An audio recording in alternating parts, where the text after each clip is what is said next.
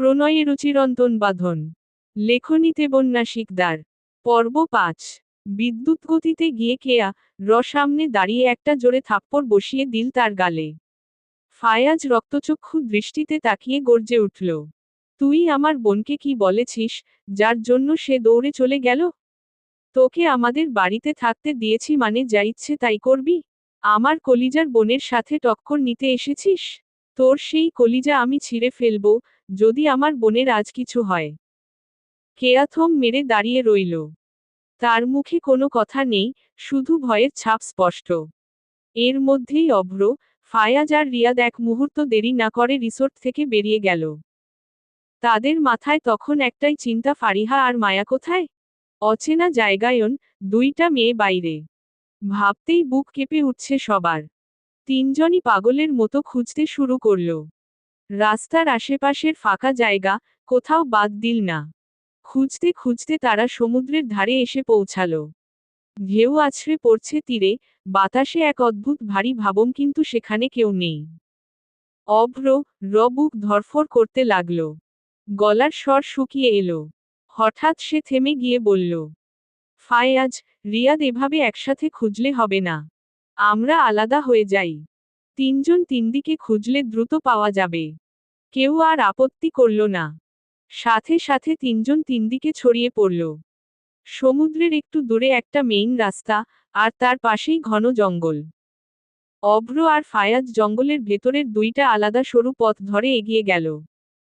রিয়াদ থেকে গেল সমুদ্রের আশেপাশে।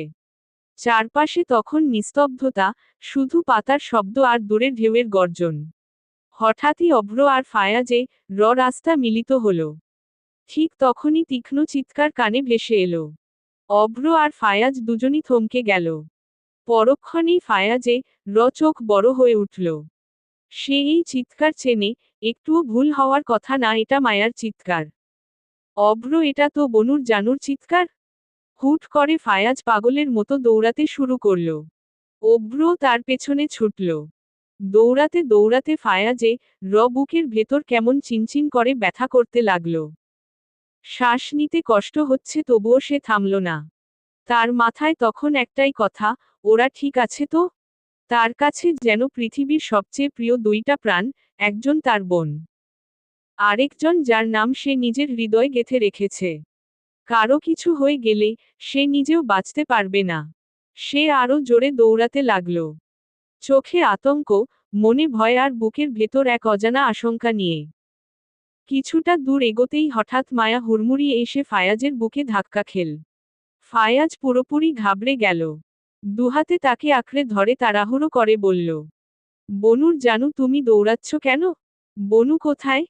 মায়া কাঁপতে কাঁপতে, কান্নায় ভেঙে পড়া কণ্ঠে বলল, ভ ভ ভ ভাইয়া, ফারিহা ওইদিকে। কয়েকটা ছেলে ওর পেছনে গেছে, ধরতে এসেছে। সে হাঁপাতে হাঁপাতে আবারও বলল, আমার পেছনেও এসেছিল, কিন্তু আমি দৌড়ে এদিকে চলে আসছি। প্লিজ আপনি যান। এরপর আর কিছু বলার আগেই সে ফায়াজে বুকের উপর ঢলে পড়ল। বনুর জানু, এই বনুর জানু, কথা বলো প্লিজ, চোখ খুলো না। ফায়াজ পাগলের মতো তাকে ডাকতে লাগল। পাশে দাঁড়িয়ে থাকা অভ্রর দিকে তাকালো সে। অভ্র মুখ শক্ত হয়ে গেছে, চোয়াল জমাট। ফায়াজ কাপা গলায় আওড়ায়, অভ্র প্লিজ তুই যা, আমার বনুর কিছু হলে আমি নিজেকে কখনো ক্ষমা করতে পারবো না। অভ্র এক মুহূর্ত দেরি করল না। বিদ্যুৎ গতিতে ছুটে গেল সে। ফায়াজ দ্রুত ফোন বের করে রিয়াদকে কল দিল এবং গাড়ি নিয়ে তাড়াতাড়ি আসতে বলল। মায়া কে ফেলে রেখে সে নিজেও যেতে পারছে না। অন্যদিকে দৌড়াতে দৌড়াতে হঠাৎ অভ্র দূরে একটা দৃশ্য দেখতে পেল। ফারিহা নিজের লেহেঙ্গা সামলে দৌড়াচ্ছে আর তার পেছনে কয়েকজন নেশাগ্রস্ত ছেলে। ফারিহা চোখে ভয়, মুখ ভিজে অশ্রুতে। হঠাৎই সে অভ্র কে দেখে থেমে গেল। এক সেকেন্ডের জন্য দুজনের চোখে চোখ পড়ল, তারপর সবাইকে অবাক করে দিয়ে সে উল্টো দিকে, সেই ছেলেগুলোর দিকেই দৌড়াতে শুরু করল। অভ্র হতভম্ব হয়ে চিৎকার করে উঠল, ফড়িং, দাঁড়া, ওদের কাছে যাস না প্লিজ। কিন্তু ফারিহা শুনল না। দৌড়াতে দৌড়াতে হঠাৎ পা পিছলে গাছের গোড়ায় হোঁচট খেয়ে পড়ে গেল। সাথে সাথে ছেলেগুলো তাকে ঘিরে ধরল। একজন কুটিল হাসি দিয়ে বলে ওঠে, মামা, আজকের জন্য এই মালটাই ঠিক আছে, দেখতেও আপেলের মতো। তুই ঠিক বলেছিস। অনেক দিন পরেই জঙ্গলে আবার আপেল পেলাম। আজ এটাকে খ। বাকি কথা শেষ করার আগেই অভ্র ঝড়ের মতো এসে তার মুখে ঘুষি মারল। ছেলেটা মাটিতে লুটিয়ে পড়ল। অভ্র একের পর এক ঘুষি আর লাথি মারতে লাগল। তার চোখে তখন আগুন। কুত্তার বাচ্চারা, আমার প্রাণকে আপেল বলিস? আজ তোদের এমন আপেল খাওয়াবো যে জীবনেও ভুলতে পারবি না। সে পাশে পড়ে থাকা একটা গাছের ডাল তুলে নিল। এলোপাতাড়ি আঘাত করতে লাগল। একজন, দুজন, তিনজন, কেউ তার সামনে দাঁড়াতে পারল না। তার প্রতিটা আঘাতে জমে ছিল ভয়, রাগ, আর ফারিহা কে হারানোর আতঙ্ক। একসময় সে লাঠি ফেলে দিয়ে আবারও একজনের নাকে সজোরে ঘুষি মারল। অনেক শখ না আপেল খাওয়ার? এখন ভয় পাচ্ছিস কেন? আহত ছেলেটা কাঁপতে কাঁপতে বলল, আমাদের ছেড়ে দিন। আমরা কিছু করব না। কিন্তু অভ্র তখন থামার অবস্থায় নেই। ঠিক তখনই দূরে গাড়ির শব্দ ভেসে এলো। অভ্র ঘুরে তাকালো, ফায়াজ আর রিয়াদ আসছে। সুযোগ বুঝে ছেলেগুলো প্রাণভয়ে দৌড়ে পালিয়ে গেল। ফায়াজ দৌড়ে এসে হাঁপাতে হাঁপাতে বলল, অভ্র, আমার বোন কোথায়? ও ঠিক আছে তো? অভ্র পেছনে তাকিয়ে দেখল ফারিহা আবার দৌড়ে পালাচ্ছে। সে আবার তার পিছু নিল। ফড়িং, দাঁড়া প্লিজ। এমন পাগলামো করিস না। অনেকবার ডাকলেও ফারিহা থামল না। অবশেষে অভ্র দৌড়ে গিয়ে তার হাত ধরে ফেলল। ঠাস করে জোরে থাপ্পড় বসিয়ে দিল তার গালে। ফারিহা মাটিতে পড়ে গেল। অভ্র ঝুঁকে গর্জে উঠল, আমাকে দেখে পালাচ্ছিস কেন? তোকে খুঁজতে গিয়ে আমার প্রাণ বের হয়ে যাচ্ছিল, আর তুই এত দূরে কেন এসেছিস? কে বলেছে আসতে? ফারিহা কাঁদতে কাঁদতে মাথা নিচু করে বলতে লাগল, তোমাকে আমি কৈফিয়ত দেব কেন? তুমি কে আমার? আমি তোমাদের কারো সাথে যাব না, আমি কারো না।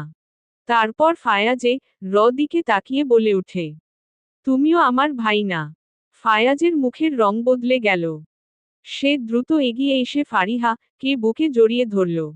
বনু, কি বলছিস এসব? তুই আমার বোন। ফারিহা মাথা নাড়ল, কান্নায় ভেঙে পড়ল। না, আমি কারো বোন না। আমি একা, আমার কেউ নেই। আমি যাব না তোমাদের কাছে। পাগলামো করিস না বনু। তুই আমারই বোন। না, আমি তোমার কেউ হই না। ফারিহা ফায়াজে বাঁধন থেকে নিজেকে ছাড়ালো। তারপর কিছুটা সরে হাঁটুতে ভাঁজ করে হাউমাউ করে কাঁদল। ফায়াজে বুকের ভেতর কেমন ধক করে উঠল। সে অসহায় দৃষ্টিতে অভ্র দিকে তাকালো। অভ্র হাত বাড়িয়ে নিচু স্বরে ডাকল, ফড়িং। ফারিহা চেঁচিয়ে উঠল, টাচ করবে না আমায়? আমি কারো কেউ হই না। সেই দুপুরে না খেয়ে বের হলাম, কিন্তু কেউ খুঁজতে এলো না। আসবে কেন? আমি কি তাদের কেউ হই নাকি? আমি তো সবার কাছে এখন অমূল্য হয়ে গেছি। ফড়িং, প্লিজ মাফ করে দে আমাদের। অভ্র আবারও হাত বাড়ালো এবং সাথে সাথে ফারিহা তার হাত সরিয়ে দিল। বললাম না টাচ করবে না আমায়, আমি তোমাদের কেউ হই না। তাছাড়া তুমি আমার খোঁজ নেবে কেন? তোমার জন্য আরেক জন আছে না? তুমি তো তাকেই ভালোবাসো। তোমার জীবনের সবচেয়ে প্রিয় মানুষ সে, যাও না কেয়া আপুর কাছে। আমার কাছে কেন আসলে? আমি তো অনেক খারাপ মেয়ে, আমাকে তো আর ভালোবাসা যায় না। তাই তো তোমার পিছু পিছু নির্লজ্জের মতো ঘুরি, কিন্তু তুমি ফিরে চাও না। আমার থেকে মুক্তি চাও সবাই। আমি মরে গেলেই সবাই অনেক খুশি হবে। আমি তোমাদের সবাইকে। বাকি কথা শেষ করার আগেই অভ্র তাকে নিজের বুকে টেনে নিল। দুহাত দিয়ে শক্ত করে জড়িয়ে রাখল। ফারিহা মোচড়ামুচড়ি করলেও ছাড়ল না। আমার মুক্তি চাই না ফড়িং। আমার শুধু তোকে চাই। ছাড়ো আমাকে। এখন এই খারাপ মেয়েকে জড়িয়ে ধরলে তোমার সে রাগ করবে। সরো তুমি। আমি চলে যাব তোমার জীবন থেকে। আর কখনো বিরক্ত করব না তোমায়। এভাবে বলিস না ফড়িং। বললাম না, ছাড়ো আমায়। আমি আর কারো পথের কাটা হব না।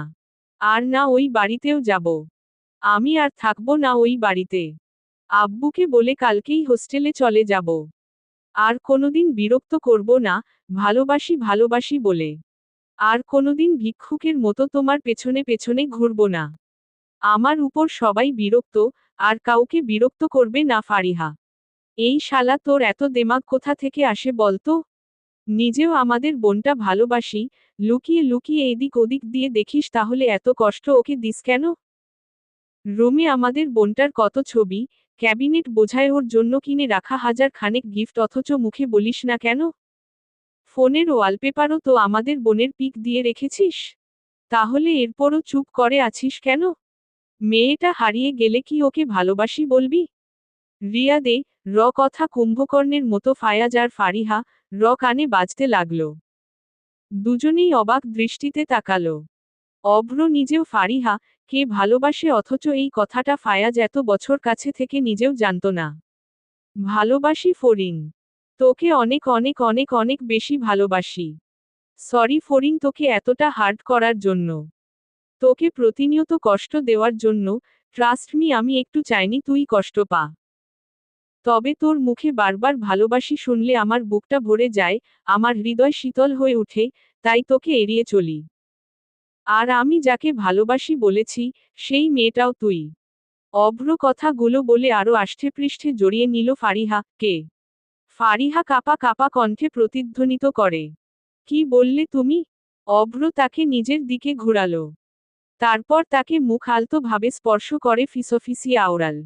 আমি তোকে অনেক বেশি ভালোবাসি। তুমি সত্যি বলছো? হুম, সত্যি সত্যি সত্যি। না না তুমি আমায় ভালোবাসো না। আমাকে বাড়ি ফিরে নিয়ে যাওয়ার জন্য মিথ্যা বলছো তাই না?